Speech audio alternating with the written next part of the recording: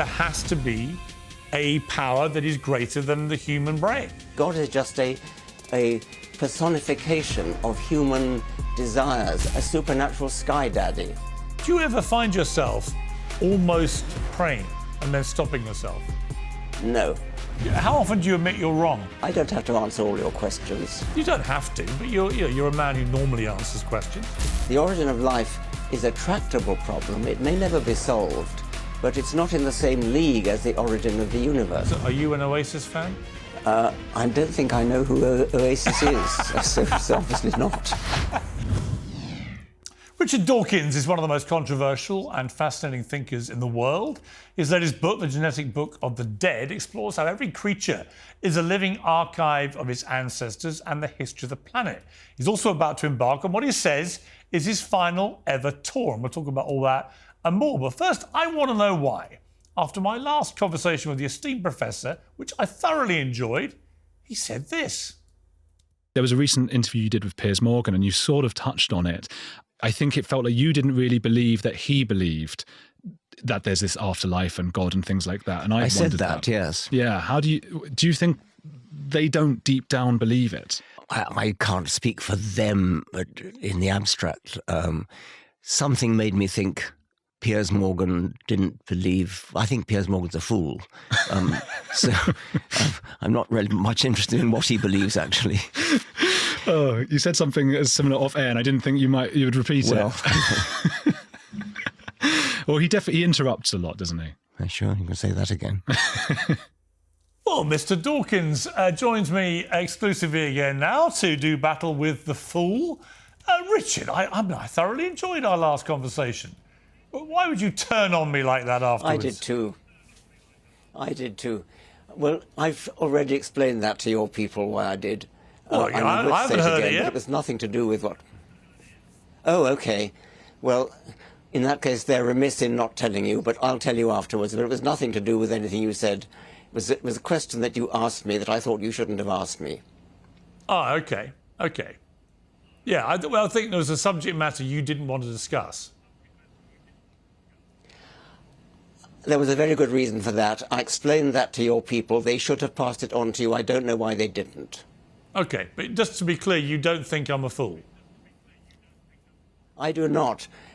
I was irritated by one question that you asked me, which I think should not have been, and I simply forgot to ask you not to ask it. I nearly always do ask you not to ask that question. OK, well, we can move forward in the spirit of mutual non-foolishness. Let's move forward. I do not think you're a fool, no. Thank you. Well, I would hope not, because you're back on the programme and it's great to have you and I love talking to you. Let's talk about this issue of God, because we had a long chat about this last time. I do believe, for what it's worth, I do believe in God. I do believe in an afterlife. I find it comforting. I also find, as I said to you last time, I find it explains things which are otherwise completely inexplicable. And we had a guest on recently, Professor Stephen C. Meyer, who's a prominent believer in intelligent design, or what he calls the God hypothesis. He watched our last interview that you and I had, and this is what he said about it. Dawkins wants to portray theistic belief as if it's equivalent to belief in fairies, and he'll concede that, well, it's possible. But I think there's a stronger argument for the theistic case. And that is that when scientists and philosophers reason from evidence, they typically use a method of reasoning that has a technical name. It's called inferring to the best explanation, where the best explanation is one where you're invoking a cause which has the kind of powers that would be required to explain the phenomenon of interest. And you correctly pointed out in your conversation with him that when you get back to that, what physicists often call the singularity, the point where matter, space, time, and energy begin to exist, the materialist is really up against a huge conundrum, because prior to the origin of matter, there is no matter to do the causing. That's what we mean by the origin of matter, that's where it starts. Right. And so if you want to invoke a cause which is sufficient to explain the origin of matter, you can't invoke matter. It's in principle, the materialistic explanations are in principle insufficient. So you need to invoke something which is external to the material universe and is not bounded by time and space as well. And that starts to paint a picture of the kind of cause you would need that has the sort of attributes that traditional theists have traditionally associated with God. Now, you see, Richard Dawkins, this is the nub of, I think, my whole issue with your position on this. And you can respond, obviously, to what you just heard in a moment. But given your new book is about the genetic book of the dead, and it effectively takes us from here to in perpetuity on a genetic trail where each part of existence feeds the next and so on. And I totally subscribe to that. The genome of every body and every organisation and so on creates, as you say, a comprehensive dossier on all the world as it moves forward. I get it. But when you go back to the very start, what is there before that? And that, I think I asked you last time, and Professor Meyer brought that up again as being the flaw in your position, which is what is there before it starts? What is nothing?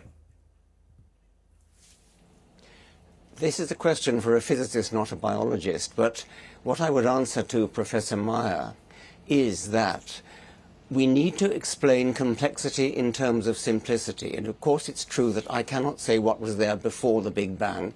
Physicists sometimes tell us that the word before doesn't even mean anything before the Big Bang. But whatever it was, but it has to, doesn't it? You cannot suddenly invoke... Doesn't it have to? I mean, someone as logical as you are, and I believe you are, you think about this all very logically. A logical mind surely has to appreciate that before the Big Bang, there has to have been something before then. Otherwise, what is nothing? A physicist will tell you that but what do you tell me?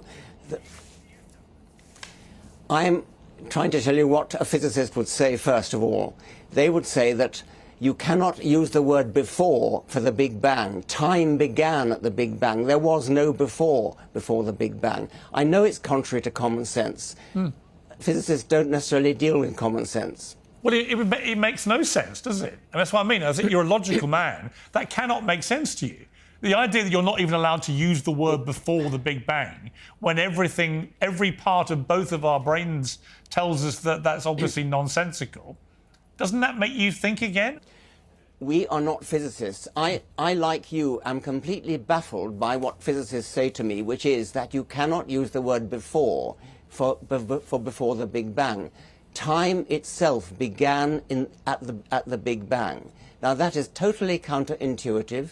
It's counterintuitive to me, it's counterintuitive to you, it's counterintuitive to Stephen Meyer, but we are not physicists. And you need to talk to a physicist. Talk to a physicist about that. And they will tell you that you cannot use the word before for the Big Bang. Yeah, but you think that's as preposterous as I do. I do, because I'm not a physicist. You've just written a book as a biologist called The Genetic Book of the Dead, in which you talk about the body and the genome, comprehensive dossiers and so on. So you're prepared to expound a philosophy based on that as a biologist, which I completely respect, and it makes perfect sense. The book makes perfect sense the way that you have written it. But why would you then think that a physicist cannot be contradicted just simply because they're a physicist? I could contradict what you say as a biologist. No, you really aren't getting it. I'm so sorry. Modern physics is exceedingly mysterious. It really is. I mean, have you tried to read some of the difficult modern physics books? It really is very difficult to understand. And intuition doesn't do it. You cannot use human intuition. Human intuition was built up by evolution over many millions of years to survive on the African plain, hunting and gathering, looking for waterholes, looking for mates and so on. Our brains were not built to understand the profundities of the origin of the universe, the end of the universe, the kind of things that physicists deal with. I think it's actually amazing that at least some human brains are capable of dealing with this kind of stuff. My brain isn't, and nor is yours. No, but that's my point, though. I wish it were. Well, yeah, I wish both our brains could. But the truth is, it's because the human brain can't comprehend this, including, I don't think, any physicist. Because the moment they say you can't have before the Big Bang, they lose me completely just on a common sense perspective. It's that reason that I think there has to be a power that is greater than the human brain. and that gives me succor to my belief in God, and why I think people turn to gods of different types, obviously. They turn to that because it is incomprehensible otherwise what has happened here. There has to be something more difficult to understand than the human brain can understand. I accept that. But it doesn't have to be God. It doesn't have to be the kind of God who, I don't know, forgives sins and listens to prayers and things like that. There is something very mysterious, and I don't understand it, and you don't understand it, and maybe we never will. I think it's not clear whether physicists understand it. Some do, some don't, but it's obviously going to be very mysterious. But God is not that interesting mystery. God is just a personification of human desires, a father figure, something like that, somebody who looks after you. You said at the beginning that it was comforting for you. A God is somebody who listens to prayers, who forgives sins, who takes action for the benefit of humanity or not, as the case may be. We're not talking about that now. We're talking about deeply, deeply mysterious, profound things which physics is working on, and it's very difficult to understand. And the fact that you don't understand it and I don't understand it is not good grounds for suddenly invoking a supernatural sky daddy. But if our genomes, if our genetic background has all the information which has led to us being what we are today, and that will obviously extrapolate as we go forward, then it does beg the question, doesn't it? Where does the original information come from? Yes, it does, and as far as a biologist is concerned, we're talking about the original information coming at the origin of life, and that's something which biologists and chemists and physicists can deal with. But you've gone right back to the origin of the universe, to the Big Bang, which is another matter entirely, and which is not really relevant to the biological question of what happens once biology gets started, which is the origin of genetics, actually. It's the origin of the information which is passed from generation to generation, from living creature to living creature. That started maybe 3.8, maybe 4 billion years ago. The universe started more like 13.8 billion years ago, which is a much longer time ago, and which is a totally different question, nothing to do with biology. But doesn't code have to have a coder? No, of course it doesn't. Code arises spontaneously at the origin of life, something very, very simple, probably, at the origin of life, which was not genetic, not DNA at least. It would have been some kind of genetic, some kind of coding, which would be a self-replicating molecule. Once you get a self-replicating molecule, then you have the possibility of mutation, which is the mistake in coding. But where does that come from? You were about to say something? Yeah, where does it come from? It comes from a random accident in chemistry at some time around 3.8 to 4 billion years ago. And what? Okay, but what? I don't want to labour this point, but I'm genuinely fascinated. Genuinely. Okay. So it happened 4 billion years ago. There was this chemical thing, whatever. But what was there before the chemical thing?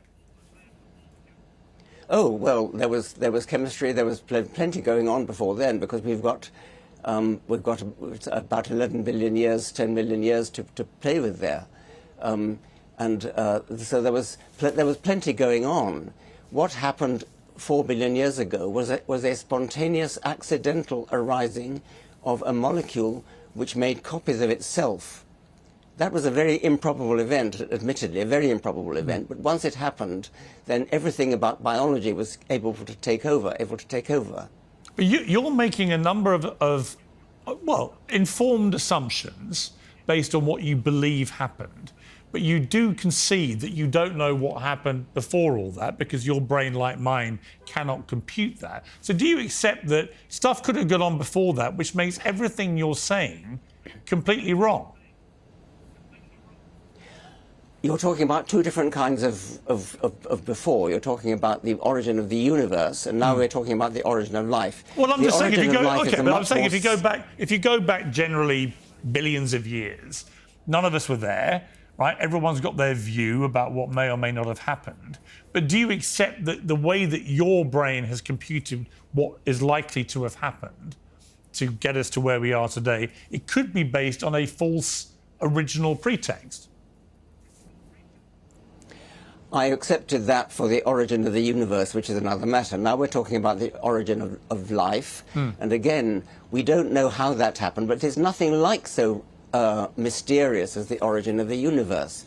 The origin of life is a tractable problem. It may never be solved, but it's not in the same league as the origin of the universe. Now, the origin of life is something which chemists are working on, and they may solve it in a certain sense. They may find a suitable model, a plausible model, of how a self-replicating molecule came into existence. There's no mystery about there being chemistry before then. There was chemistry before then. There was plenty of organic chemistry going on.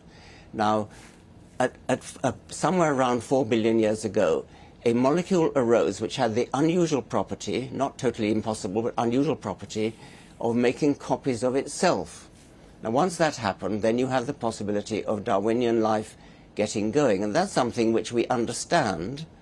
And we understand in principle the kind of thing that could have given rise to that first self-replicating molecule.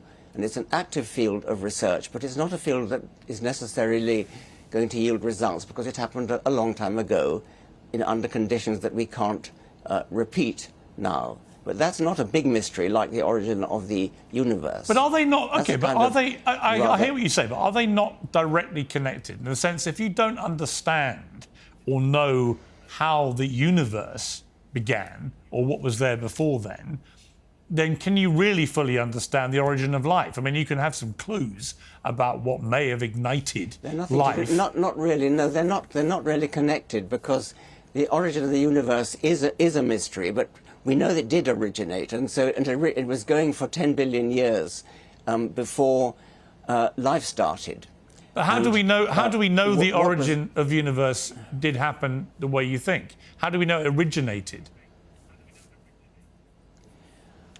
We know that it's 13.8 billion years old because of various things which astronomers can tell you. I mean, Hubble's law and extrapolating backwards, all sorts of things like that, which are very well known and very well understood, but not the moment of the Big Bang itself. But once you've got that, then physicists know a lot.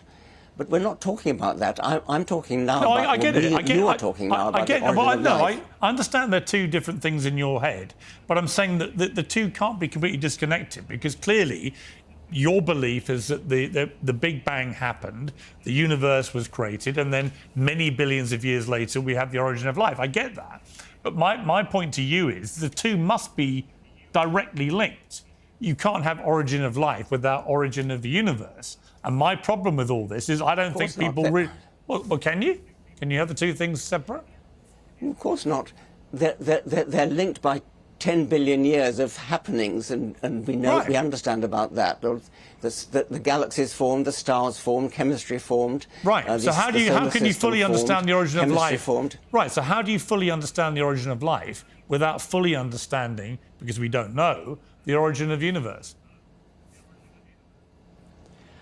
Well, you don't understand anything on that argument if you don't understand the origin of the universe. The origin of the universe is another matter.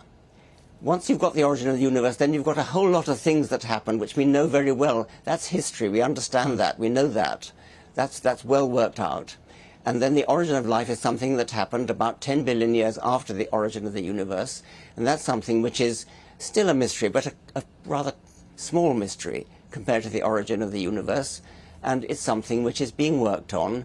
And once that happened, we then got the whole 4 billion years of life, and that we understand much better, and that happens to be my field. Okay. I'm curious about your position about religion, because you went on Rachel Johnson's LBC programme earlier this year, and you said this. I do think that we are culturally a Christian country. I call myself a cultural Christian. I'm not a believer, but there's a distinction between being a believing Christian and being a cultural Christian. And so, I love hymns and Christmas carols, and I sort of feel at home in the Christian ethos. I feel that we are a Christian country in that sense. And many people thought that was a very incongruous thing to say, because many would argue that your influence has been anti-Christianity in the sense of you don't believe in religion, you don't believe in a God. You will have deterred people who listen to you and believe you from wanting to follow a God, a Christianity. Therefore, it's sort of antithetical to have the two positions. What do you say to that? I am a cultural Christian who is against Christianity. That's nothing contradictory about that. I'm a cultural Christian in the sense that I know the Bible, I know hymns, I know carols, I like churches, I like cathedrals, I like cathedral choirs, I've sung in that kind of choir. So I am a cultural Christian, but I'm against Christianity, that I'm against the belief system of Christianity, I'm against many other aspects of Christianity. There's nothing contradictory about that, nor is there anything new about my saying I'm a cultural Christian. I've always said I'm a cultural Christian. Isn't it a bit hypocritical, though, to be, reading the Bible, singing hymns, going along with everything that Christianity represents, but saying you're not a Christian? You don't believe in anything that actually is the tenet behind it. I'm not going along with it. I'm just saying that a cathedral is a beautiful building. The B minor Mass is a beautiful piece of music. Stained glass window speaking can as be a Christian, beautiful object. look, you like my churches, my cathedrals, the Bible. You like all this, and at the same time, you've said on the record, mock them, ridicule them. You said at the Reason rally in Washington, ridicule them in public. I ridicule their beliefs. Yes, I'm going to finish the quote. You said, don't fall for the convention. We're all too polite to talk about religion. Religion's not off the table. Religion's not off the list. Religion makes specific claims about the universe which need to be substantiated and need to be challenged. If necessary, need to be ridiculed with contempt. Now, can you really be a cultural Christian and urge people to mock religions like Christianity at the same time? Did you say lock? Mock. M-O-C-K. Oh, mock. Oh, yes, of course you can. I don't understand your problem. A cultural Christian is simply somebody who's brought up in a Christian culture and therefore is steeped in the music, the art, the architecture, the literature of Christianity. That's what I am. But I'm also against my point to you is it all comes from the Christianity. belief. As a Christian who was raised a Christian, as a Catholic, it's all interwoven.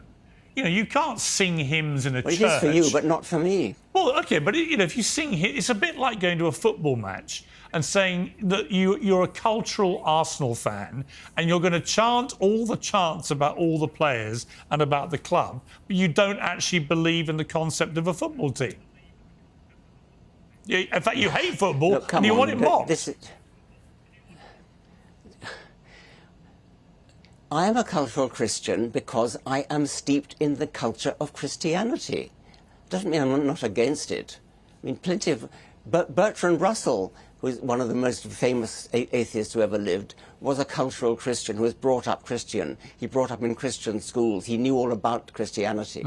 It's a very different matter. You don't have to be in favour of it. I mean, when you read a novel, you can identify with the characters, but you don't believe they really existed. You can get emotionally involved in the characters. I can get emotionally involved in the music, the church music of Bach, even the St. Matthew Passion, which is about the tragic death of Jesus. I can get emotionally involved in that.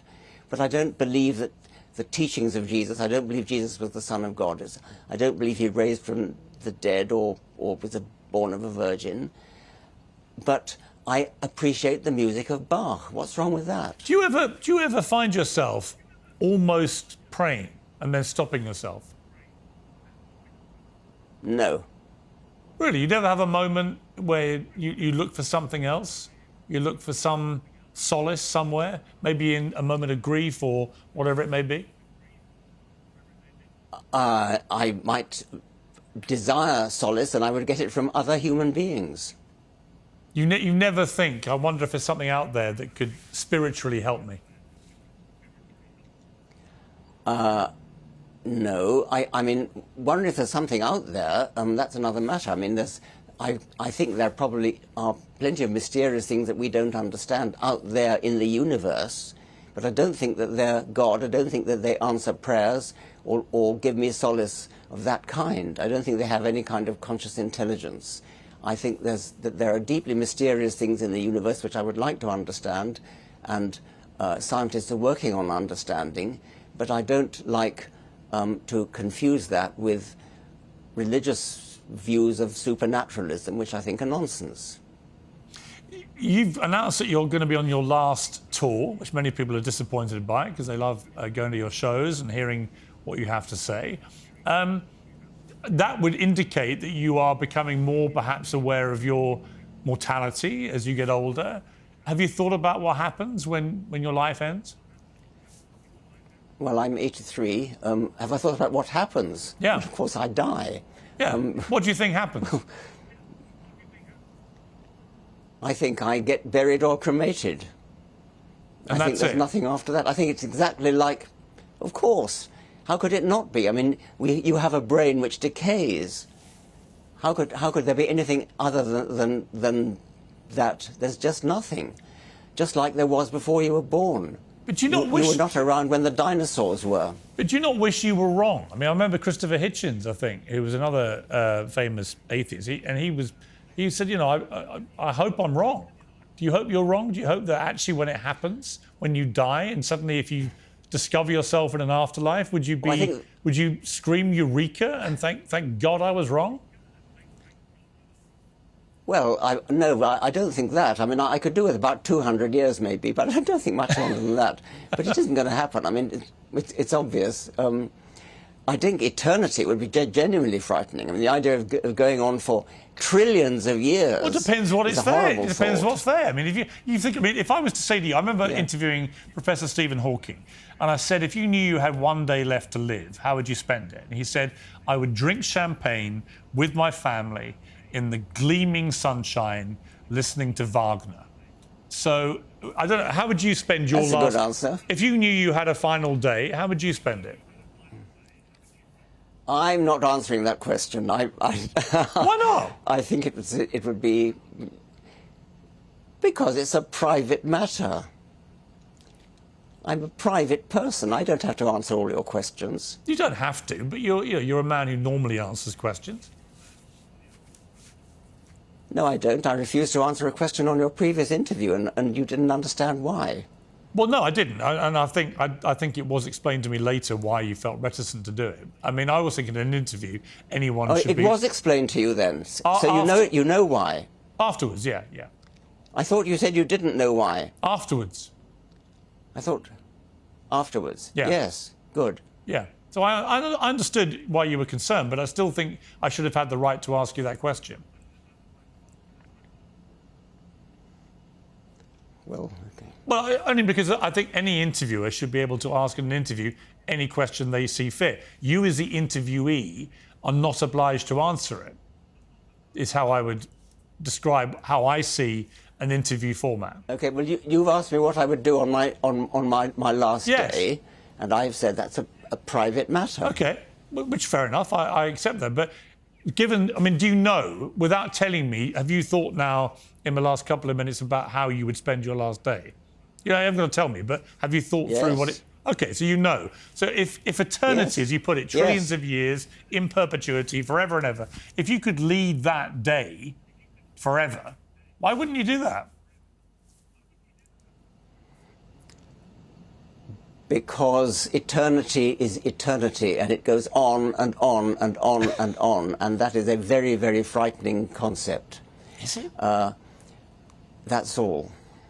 I mean, I would spend my last day watching... I have the imagination to... Well, I would spend... You know, I'm quite happy to tell you I'd spend mine. I'd want to be with family and friends. I'd want to be watching an Ashes cricket match.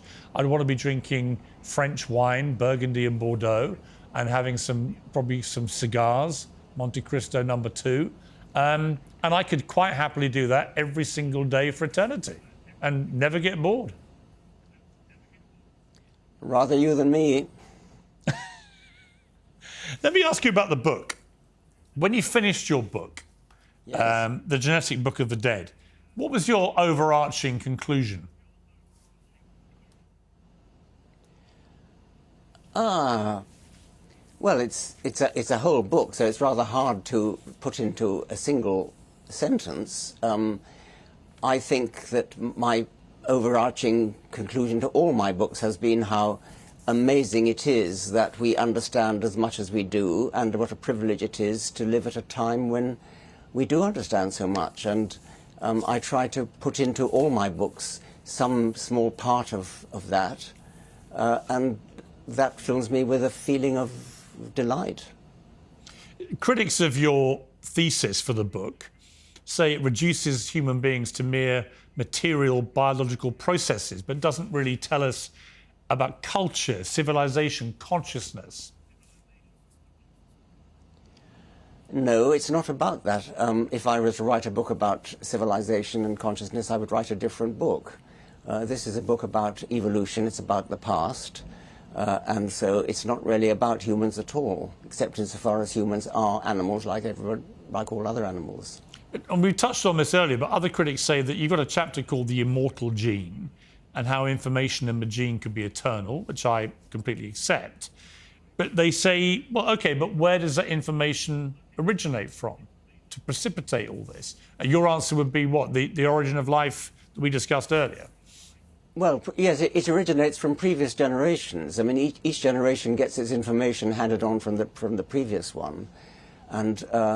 And that's the process of evolution. No, I understand that, but selection. the critics say if you have an immortal gene going forward, does it work the other way? In other words, is it in perpetuity backwards?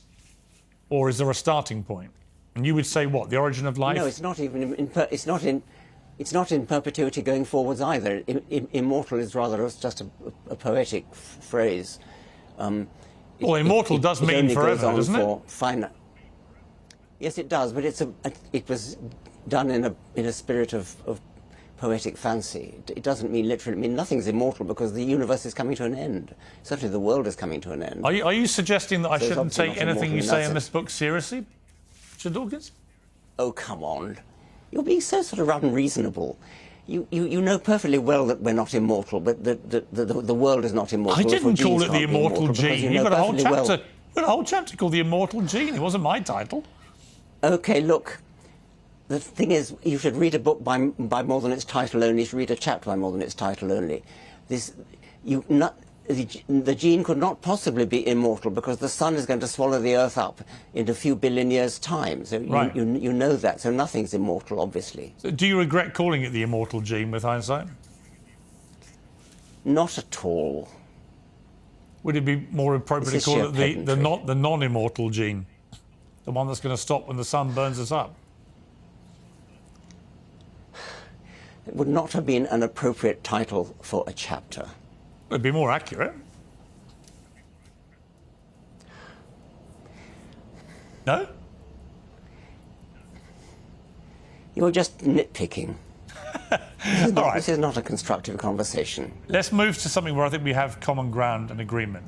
Very interested about how you've been quite outspoken recently about mental health. Here's my question. You're in your 80s, as you said.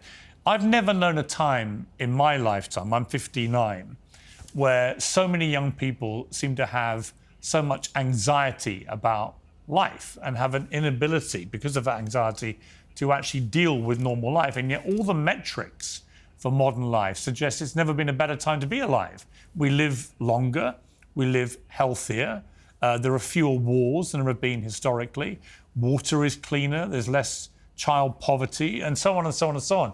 If you look at where we are today as a world, it ought to be a cause for celebration. This is the best time to ever be alive. Why is it that so many young people, do you think, feel the complete opposite? That they have a sort of doom-laden view. There's never been a worse time.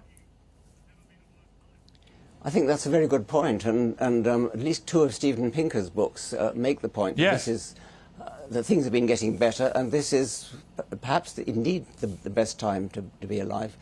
I'm not a psychiatrist. I don't know why. I mean, I think you would have to investigate, ask the young people concerned. I don't want to sound patronizing. I mean, they probably have problems with their lives. Maybe, although it's true that there are many indices that suggest that the world is getting a better place, nevertheless, there are people who feel dissatisfied because they're unemployed or something of that sort. You should ask them. Do you feel life's got better? I mean, do you feel like in your 80s now has been the best time to be alive for you? In that sense, yes, in the sense that the world I live in is a better world than the world in which I was born, into which I was born. Yes, I think that's right. But did previous generations, your generation, maybe the one after, did they have a better toolkit to deal with the travails of life, do you think? Possibly. I mean, I think that the way people handled the appalling conditions in the Second World War and in the First World War are something that I personally couldn't possibly cope with. I'd be completely flattened by them. And so in some ways I admire the way that people coped with that. Is technology moving too fast for us to deal with, do you think? Is that one of the reasons young people in particular to be said for trying that, to keep up?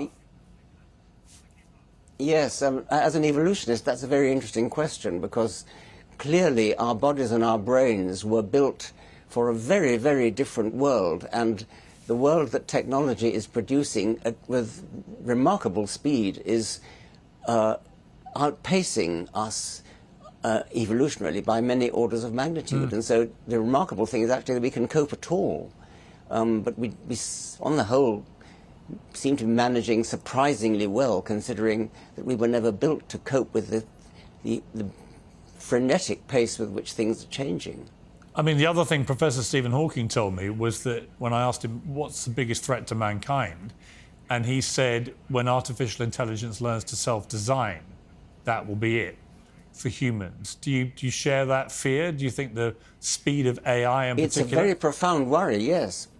Yes, that is a profound point, and as you'd expect from him. And yes, we're just beginning to enter that time now, and it'll be both interesting and frightening to see what happens. People like Elon Musk think we should be colonising Mars. Mars is the most easily colonisable planet that we could do, that we can get to, but that we'd have to be very careful how we do it, because you'd have to replicate exactly life on Earth. And that would mean if you even forgot about one vitamin, you could just ruin the whole mission.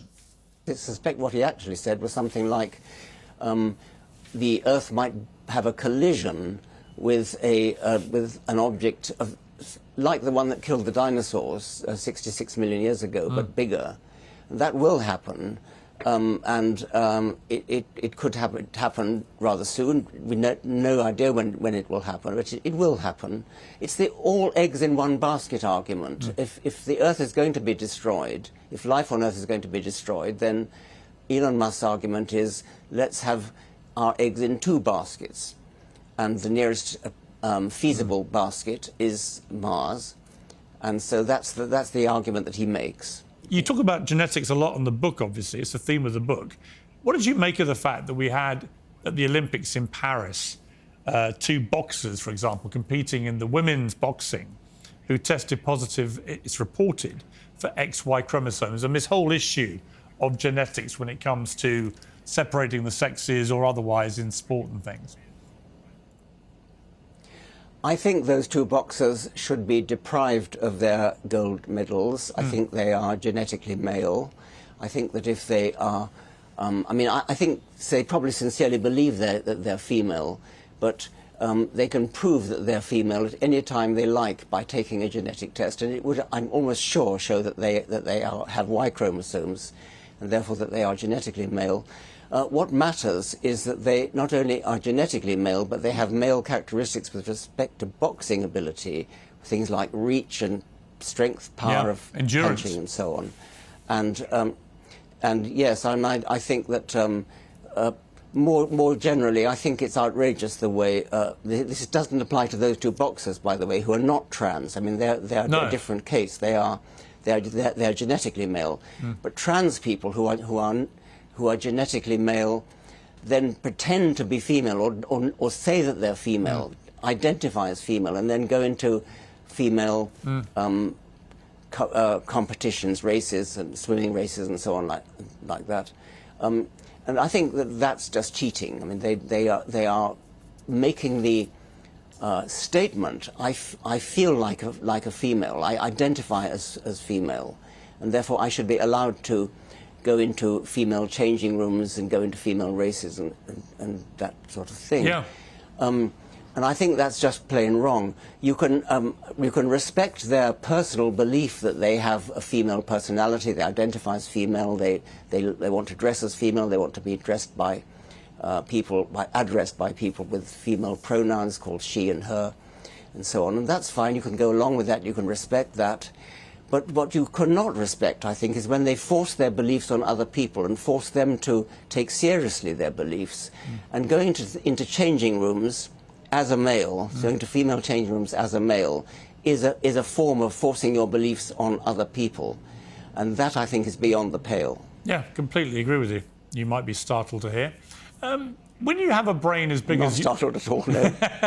When you have a brain as big as yours, how do you feed it? We all have brains that are much the same size. What do you mean by feed? Well, in other words, how do you... Did you say feed it? Yeah, talk me through an average day of information gathering if you're Richard Dawkins. Oh, I see. Well, I have a large library of books and I consult them regularly. I look at the internet a lot. I look up things on the internet. I try to learn all the time. I try to learn subjects that are not my own. I try to read books that are not in my own field. I expect you do too. It's something that makes life worth living. How often do you admit you're wrong? As often as I'm sure I am wrong, and I am sometimes definitely wrong. Yes. You're not afraid of being wrong? Not at all. No. I mean, scientists are actually quite pleased when they're proved wrong because it gives them something to do. We're in a very strange era, I think, where people have lost the ability to debate with people who they vehemently disagree with. I mean, you and I have had, a few to and fro's in this conversation, but I agree. But it wouldn't want me not to interview you again, clearly, because we did last time.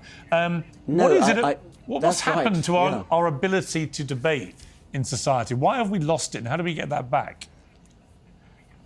I think that's terrible, and I think that especially in universities, where the whole point of university is to be made to think and to listen to all sorts of views that contradict your own, and the tendency that we see among some universities now to students to object to say that they feel unsafe.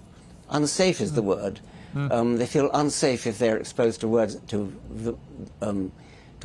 to beliefs, to views that are not their own. That violates the very spirit of a university, and I think that's shocking. Yeah, I completely agree. We should be the whole debating, point... we should be discussing. Yes. The whole point of university is that you expand your thought processes by having your own ideas challenged by people who don't agree with you, right? Isn't that the whole point? Absolutely. Absolutely, yes. It is the whole point, and I tried, my lifetime career as a university teacher has been to instill this idea of discussion and to raise difficult questions, to raise counterfactual questions. What would, in tutorials, what might the world look like if so and so were true? How would you cope with it if so and so were true? How would you handle this counterfactual possibility? But it seems to be unfashionable at the moment in universities, which is very sad. The single biggest question right now in Britain and other parts of the world is how to get your hands on a ticket to watch Oasis in their comeback shows. Are you an Oasis fan? I don't think I know who Oasis is, so it's obviously not. So you're not mad for it then? You won't even know what that means, but it's... Apparently not. Apparently not, yes. Richard Dawkins, it's always great to talk to you. I mean that. We can have to and fro's and argue about stuff, and you can find some of the things I say ridiculous. But actually, I really enjoy our conversation. So thank you very much. Thank you very much.